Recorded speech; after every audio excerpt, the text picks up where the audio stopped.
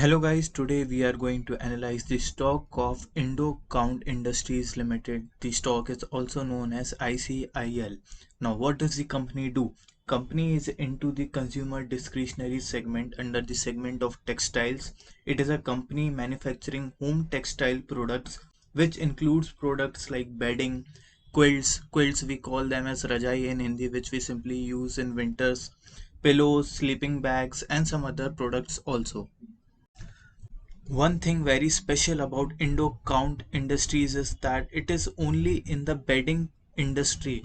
So company is solely focused on improving the sleep experience. Unlike most of the other companies, many times we see many small cap companies that they have such wide range of products, they are into many industries.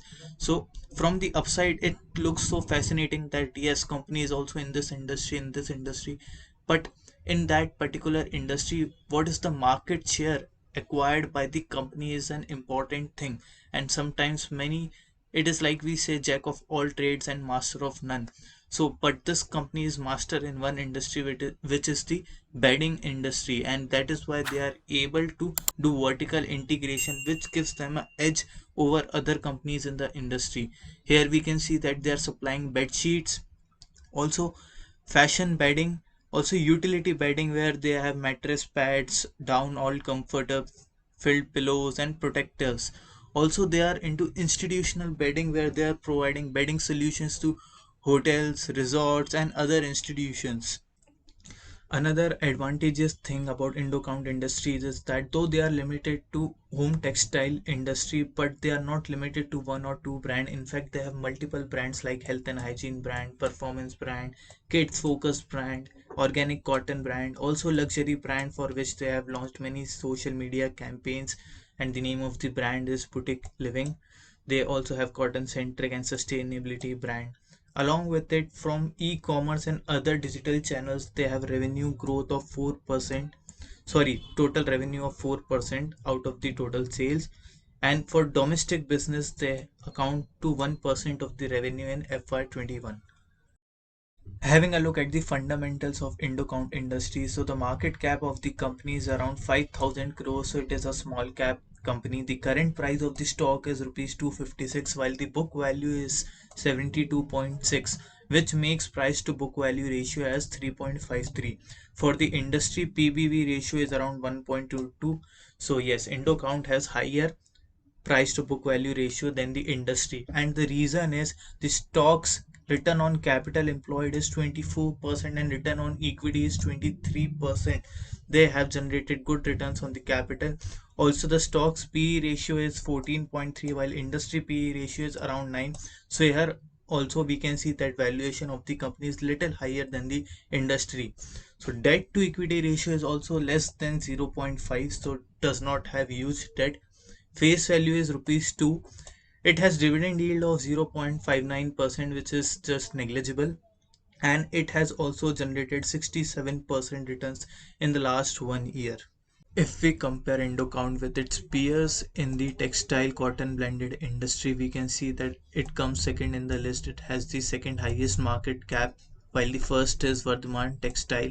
Also, we can see almost all the companies have similar dividend yield. But one thing negative about the company in the recent quarter is that we can see the growth in quarterly profit is in negative, while for other companies it's in positive, that too by huge percentage. Also, we can have a look at the quarterly sales growth, it is just 4%, but return on capital employed is around 24 percentage, and for other companies we can see this ratio is much lower. So in future we would expect this company to achieve good profit growth, and we can also expect the impact of that in the share price of this company. Also guys, it is very important to look at the future outlook of the company. So Indocount has planned a capex plan of 200 crores where 50 crores will be allocated for the modernization of spinning capacity and 150 crores for the brownfield expansion. Also guys, if you are watching video till now, then please don't forget to like the video and subscribe to this YouTube channel. Let us have a look at the industry of home textiles. So one of the key point about the product of this company is that products are future proof. We were using blankets, pillows, bed sheets 50 years before, even 100 years before, and we will be using them 50 years from now. So every one of us are buying those products, all of us are the customers. So if the industry grows, indirectly this company will also benefit, or directly we can say. Here we can have a look that Indian home textile market in terms of exports have grown by 9% in last 1 year, whereas in terms of imports it has decreased by 37%, which is very good sign for the industry, the domestic industry, as we are exporting more and importing less. In fact, imports decreased by a huge amount, which shows that company are proving to be efficient in this industry, especially the Indian companies. Now let us have a look at the India's gaining market share in the USA home textile market. We can see that USA imports from the countries like India, Pakistan, China have increased. For India, we can say that it was around 50 in FY19, and now in the only the first half of FY21 it has reached to 59. And even what they are importing are the cotton pillowcases. We can see a growth in them, and the cotton bedspread like from 17 to 19. This is in terms of percentages, all the figures. China plus one strategy has significantly helped the India in gaining the market share in many industries, as many MNCs are looking for a alternative opportunity in any other country to have their manufacturing plant or the supply sources. Having a look at the P&L statement over the last few years, we can see that the sales have consistently grown for the company. In fact, if we compare the sales in the last 10 years, we can see it was around 665 crores in 2011, and now in the March 2021 we can see there are 2515 crores. So we can say that it has achieved a 4 times growth, 400% growth in the sales. But more importantly, in the operating profit, it was 42 crores in 2011, and it has achieved 9 times growth by this year. So yes, company has been able to improve its operating profit margin with the growth in sales, which is again very positive for the company.